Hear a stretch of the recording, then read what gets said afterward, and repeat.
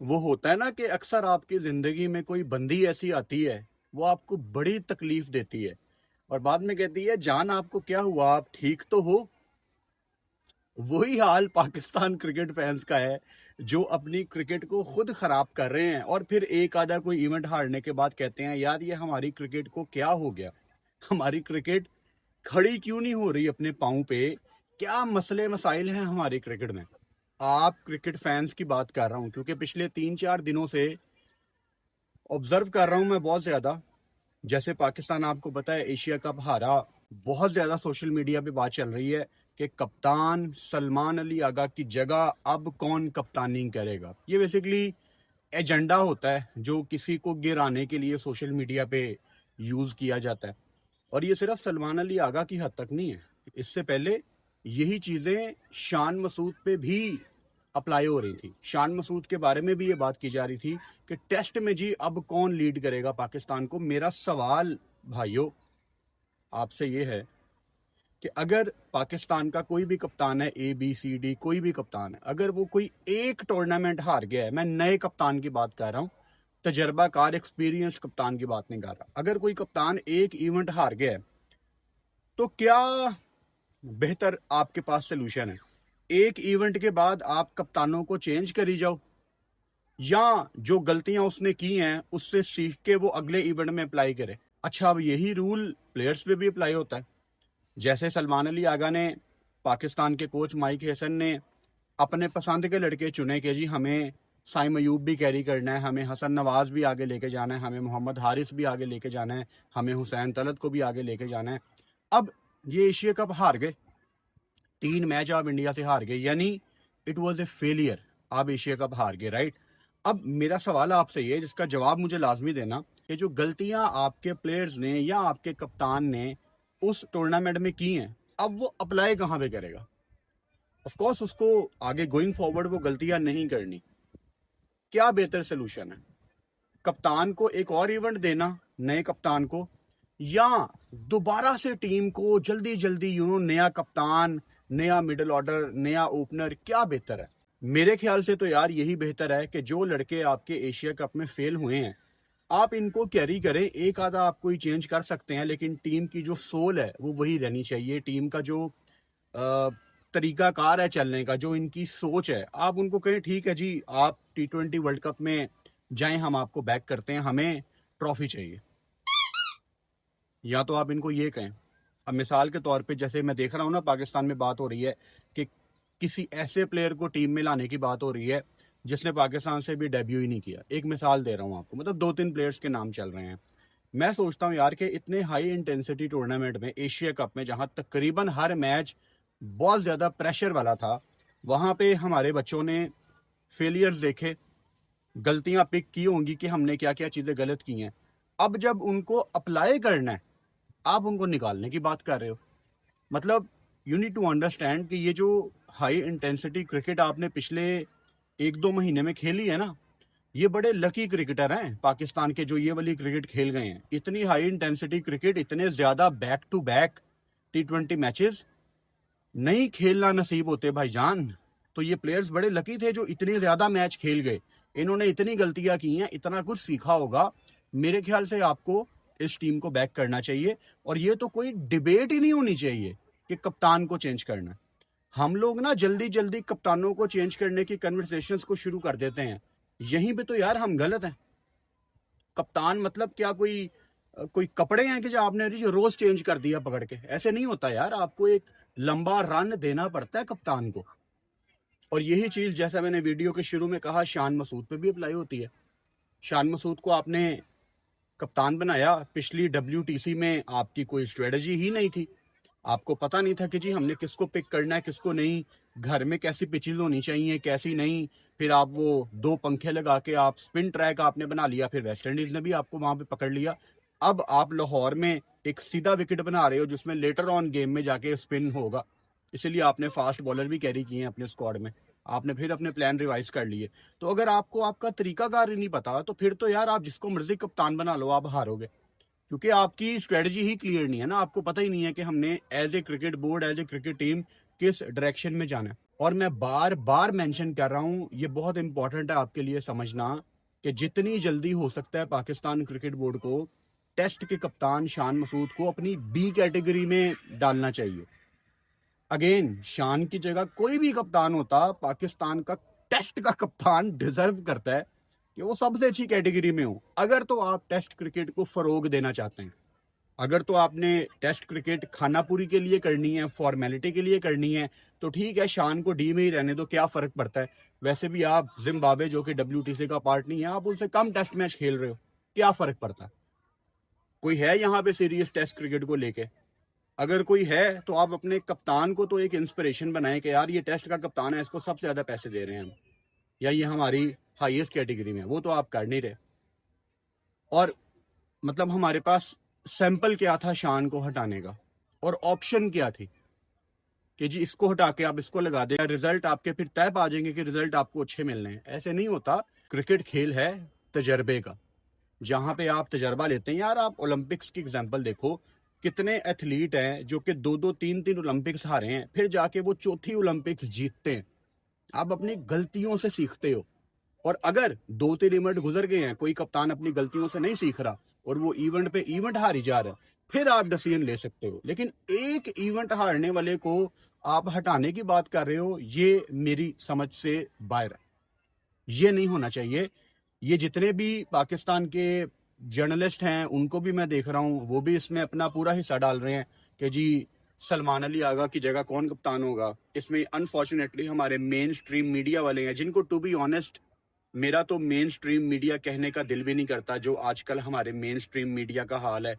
मतलब जिन लोगों का कंटेंट डिस्करेज करना चाहिए, उनको मेन स्ट्रीम मीडिया टीवी पे ला के बिठा रहा है। मैं कुछ टिकटॉकर्स की बात कर रहा हूँ और क्रिकेट वालों की बात नहीं कर रहा। मतलब जिनका कंटेंट सोसाइटी के लिए ठीक नहीं है, उनको मेन स्ट्रीम मीडिया टीवी पे ला के बिठा देता है। तो इनको तो भाई साहब मेन स्ट्रीम मीडिया कहने का दिल भी नहीं करता। मेन स्ट्रीम मीडिया भी आपका, जो आपके पाकिस्तानी टीवी चैनल्स हैं, वो भी कोई खबर वेरीफाई नहीं करते। उन्होंने भी बस हवा में तीर चलाना होता है कि हमें सबसे ज्यादा लाइक्स मिल जाएं। तो किस तरफ यार हम लोग जा रहे हैं। मतलब मैं अगर सबसे ज्यादा डिसअपॉइंट होता हूँ ना, तो अपने सीनियर सहाफियों से होता हूँ, जिनको मैं देखता हूँ कि यार ये क्यों फजूल सी कन्वर्सेशन में हिस्सा डाल रहे हैं कि कौन कप्तान होगा। असल में ना ट्विटर पे, एक्स पे मोनेटाइजेशन आ चुकी है, और उसमें जो आप इंटरेस्टिंग पोस्ट करते हो, टेक्स्ट लिखते हो, उसके नीचे कमेंट आते हैं, उसके दरमियान में कहीं पे ऐड आता है, तो सब कोशिश करते हैं कि हम कोई ऐसा टेक्स्ट लिख दे कि जिसके नीचे कमेंट आ जाए। उस चक्कर में वो अपनी क्रेडिबिलिटी खत्म कर रहे हैं। मैंने एक दो जो पाकिस्तान के, जिनको मैं समझता था यार कि ये बड़े नाम है क्रिकेट सहाफत में, क्रिकेट जर्नलिज्म में, मैंने उनको एक दो दफा मैसेज भी किए कि यार आपकी बड़ी क्रेडिबिलिटी है, आप ऐसे नॉर्मल ट्विटर अकाउंट्स की तरह काम ना करें यार। मतलब आपको देख के हम भी सीखते हैं। लेकिन बदकिस्मती है हमारी कि लोग खत्म होते जा रहे हैं जिनसे आपने सीखना है, और जिनके पास थोड़ा सा नॉलेज है वो नॉलेज शेयर करते नहीं है। तो जो कुछ है वो आपको खुद ही ऑब्जर्व करके आगे अपनी फील्ड में जाना भाई साहब। कहानी ये है सिंपल। अब चेंजेस पाकिस्तान की टीम में क्या होंगे ये तो मुझे नहीं पता, लेकिन एक दो चेंजेस तो लाजमी ये करने जा रहे हैं। जैसे सोशल मीडिया पे खबरें आ रही थी कि हारिस राउफ को ड्रॉप करने का डिसाइड कर लिया गया। हमारे पास तो इस चीज़ की कोई वेरिफिकेशन नहीं है। आप मेरी तरफ से हारिस राउफ को साउथ अफ्रीका की सीरीज खिलाएं या ना खिलाएं, कोई फर्क नहीं पड़ता। फर्क तब पड़ेगा जब आप as a cricket board make sure करेंगे कि हारिस राउफ पूरा फर्स्ट क्लास का सीजन खेले। दरमियान में कोई लीग आती है, फर्क कराओ। अल्टीमेटली वो प्रोडक्ट किसका है? हमारी प्रोडक्ट है ना। और ऐसा नहीं है कि हारिस राउफ कोई बहुत ही कोई बेकार बॉलर है। Haris Rauf is your big wicket taker, मैं हमेशा कहता हूं। लेकिन हमारे प्लेयर्स का मसला कहाँ पे है? जहां पे हमारे प्लेयर्स को इम्प्रूव करना होता है ना, जहां पे उनको मेहनत करके एक्सेल करके एक कदम ऊपर जाना होता है अपने करियर में, वहां पे वो कहते हैं नहीं यार ये मेहनत नहीं मेरे से होनी, ये नहीं मैं करूंगा, बस मैं जहां आ गया हूं मैं बस यहीं से कंटिन्यू करूंगा, इससे ज्यादा मुझे ऊपर नहीं जाना। इन एग्जाम्पल्स में आपके पास बल्लेबाज भी आते हैं, आपके पास गेंदबाज भी आते हैं, बैटर्स भी हैं, बॉलर्स भी हैं, जो मेहनत करके नेक्स्ट लेवल को टच नहीं करते। तो हारिस राउफ अगर ड्रॉप होता है तो पीसीबी को मेक श्योर करना है कि वो पूरा डोमेस्टिक का सीजन खेलें, अदरवाइज कोई पॉइंट नहीं है रेस्ट करके वो घर बैठा होगा। कोई पॉइंट नहीं है। उसके बाद हमेशा की तरह जैसे ही पाकिस्तान जब से ये बाबर आजम रिजवान के एरा से निकली है, पाकिस्तान एक मैच हारता है तो लाखों फैंस तैयार होते हैं जी बाबर नू वापस ले आओ, रिजवान नू वापस ले आओ। भाई साहब वो सोल्यूशन नहीं है। अगर तो वो सोल्यूशन होता कि इन दोनों को आप वापस ले आओ, मैं शायद यहाँ पे पहला बंदा होता जो सबसे ज्यादा शोर मचा रहा होता कि यार इन दोनों को वापस ले आओ। मतलब ये तो पाकिस्तान का एक तरीकाकार है ना कि आप एक मैच हारो, जो टीम से बाहर होता है उसको टीम में ले आओ, ये सोल्यूशन है। ये मैं बचपन से देखता आ रहा हूँ, जो टीम में नहीं है उसको टीम में ले आओ। तो यार इन दोनों के होते हुए आप यूएसए से भी हारे हो, मतलब मुझे याद करवाने की जरूरत तो नहीं है, ये पत्थर पे लकीर बातें हैं।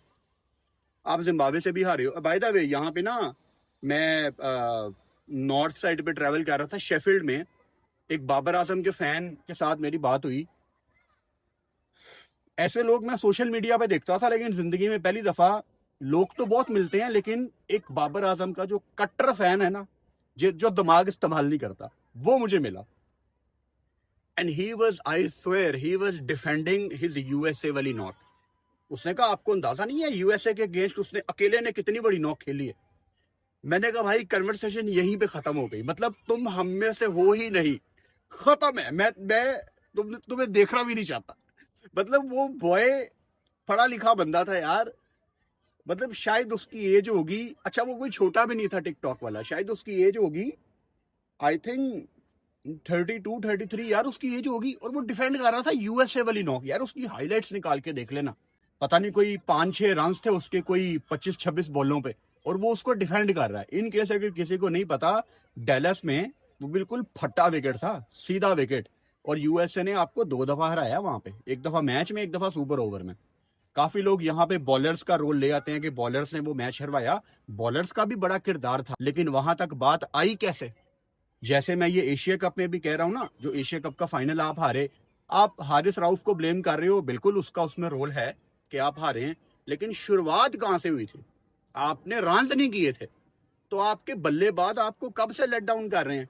इनके होते हुए आप यूएसए जिम्बाब्वे से हारे हो यार। आप अफगानिस्तान के खिलाफ आप 350 कहने का आपके अंदर कॉन्फिडेंस नहीं होता टॉस में कि हम अफगानिस्तान को 350 मार सकते हैं। तो मतलब आई थिंक T20 में आप बहुत पीछे चले जाओगे। रिजवान तो बिल्कुल भी समझ नहीं आता किसी भी एंगल से। अगर आपने बाबर आजम को लाना है तो T20 वर्ल्ड कप के बाद आपको देखना चाहिए, क्योंकि बाबर आजम को पहले कोई सैंपल प्रोवाइड करना पड़ेगा कि यार ये देखो ये मैंने इंप्रूव किए। ऐसा नहीं हो सकता कि T20 में खेले बगैर वो पाकिस्तान टीम में आ जाएं, T20 में इंप्रूव किए बगैर वो पाकिस्तान टीम में आ जाएं। जब इन्होंने बाबर को मुल्तान टेस्ट से वापस भेजा था, 15-16 दिन के बाद he was in Australia squad. मैं बार बार कहता हूं, जो आपके कंट्री के बड़े नाम होते हैं ना, आप इनको हर दफा ड्रॉप नहीं करते, आप इनको करियर में एक आधी दफा ड्रॉप करते हो। और जब आप इनको ड्रॉप करते हो, you need to make sure कि ये वो मिस्टेक्स अपनी ठीक करके वापस आए। बिग बैश है बाबर आजम की, वो बिग बैश खेले, उसके बाद भी अगर उनको कोई लीग मिलती है वो खेलें, अपने एजेंट से करवाएं अपने कॉन्ट्रैक्ट, कुछ आपको सैंपल साइज दे के देखो यार मैं ये ठीक करके आया हूं। और अगर कुछ किए बगैर वो सीधा पाकिस्तान की T20 टीम में आ जाते हैं तो मतलब फिर तब बात करेंगे। लेकिन फिर अल्लाह करे कि जो हमारे कोच हैं या कप्तान है सलमान अली आगा, वो फिर भाई साहब उनको एक रोल दें। क्योंकि अगर बाबर आजम टीम में आ जाता है मिसाल के तौर पे साउथ अफ्रीका के अगेंस्ट, तो यहाँ बैठ के मैंने ये नहीं कहना कि यार बाबर क्यों टीम में आ गया। वो तो आप सबको पता है कि मुझे बाबर रिजवान T20 में समझ नहीं आते, लेकिन अगर वो आ गए हैं, अब मेरा काम है भाई व्हाट्स नेक्स्ट। बाबर टीम में आ गया, अच्छा अब क्या करना है आप बताओ। क्योंकि at the end of the day मुझे पाकिस्तान की जीत चाहिए। वो बाबर ने दिलवानी है, वो आगा ने दिलवानी है, वो हारिस ने दिलवानी है, साइम ने, हसन ने, हुसैन ने, जिस मर्जी प्लेयर ने वो जीत दिलवानी है। चाहे वो नीचे से राणा फहीम अशरफ ने दिलवानी है, चाहे ऊपर से शहीन ने 3-4 आउट करके दिलवानी है, मुझे पाकिस्तान की जीत चाहिए। अगर तो बाबर टीम में आ जाता है रियलिस्टिकली, तो भाई साहब फिर मेरा ख्याल है सलमान अली आगा को या माइक हसन को उनको प्लान देना पड़ेगा कि आप अगर इस स्पेसिफिक नंबर पे बैटिंग कर रहे हो, इस रिक्वायर्ड रन रेट को आपने मीट करना। क्योंकि प्रॉब्लम क्या होती थी कि बाबर या रिजवान जब खेल रहे हैं, मोस्ट ऑफ द टाइम वो जब बैटिंग करने आते थे तो रिक्वायर्ड रन रेट कम होता था, लेकिन जब ये आउट हो के जाते थे इनका 50-60 हुआ होता था, लेकिन टीम का रिक्वायर्ड रन रेट कोई 15-16 पे होता था। और नीचे वालों को टेंशन होती थी कि भाई साहब हमने पहली बॉल से जाके मारना शुरू करना है क्योंकि ऊपर वाले बॉले खा गए हैं। तो यहाँ तो अगर वो टीम में आता है तो आपको उसको पूरा रोल देना पड़ेगा और देखना पड़ेगा। लेकिन T20 वर्ल्ड कप से पहले अगर आप बाबर आजम को टीम में लाते हैं तो मेरे ख्याल से आपकी पूरी टीम का बैलेंस आउट हो जाता है, कंसीडरिंग के जिन लड़कों को आपने साथ कैरी किया हुआ। मैं शुरू से कहता हूं आपकी टीम में एक एंकर प्लेयर की गुंजाइश है T20 क्रिकेट में, वो है सलमान अली आगा। इस टाइम वो कप्तान है, वही एंकर प्लेयर है। वो अलहदा बात है, एशिया कप में उसने डिसअपॉइंट किया, ट्राई नेशन सीरीज की हद तक ठीक था, तो उसको भी अपनी परफॉर्मेंस को इन्हेंस करना पड़ेगा as a batter. Hussain Talat, I am sure आपके दिमाग में अभी आया होगा कि वो भी तो दूसरा एंकर प्लेयर है। हुसैन तलत आपकी हर प्लेइंग 11 में नहीं होगा, ये मैं आपको अभी बता रहा हूँ। हुसैन तलत वर्सेस हसन नवाज, ये सिलसिला चलता रहेगा। हुसैन तलत को होना भी नहीं चाहिए हर प्लेइंग 11 में, वो कंडीशंस का प्लेयर है। जैसे वो अबू धाबी में था, पाकिस्तान टीम फंसी हुई है, कोलैप्स लगा हुआ है, मतलब दो एंकर प्लेयर एक साथ नहीं खेल सकते। मैं पिछले 3-4 साल से अपनी बात पे कायम हूँ। अब वो दो एंकर प्लेयर चाहे रिजवान या बाबर हैं, चाहे वो दो एंकर प्लेयर हुसैन तलत या सलमान अली आगा हैं, दो एंकर प्लेयर जब एक साथ बैटिंग करने आएंगे आपका T20 में कोई फ्यूचर नहीं है। सलमान अली आगा को T20 में डेफिनेटली कंटिन्यू करना चाहिए एज ए कैप्टन, और शान मसूद तो ऑब्वियसली कर रहे हैं, लेकिन उनकी कैटेगरी आप बेहतर करो ताकि एक मैसेज जाए यंगस्टर्स को यार कि टेस्ट क्रिकेट हमने खेलनी है। वीडियो पसंद आए चैनल को सब्सक्राइब कर सकते हो और बेल आइकन लाजमी दबाओ ताकि आने वाली वीडियोस का नोटिफिकेशन आपको मिल सके। Good night.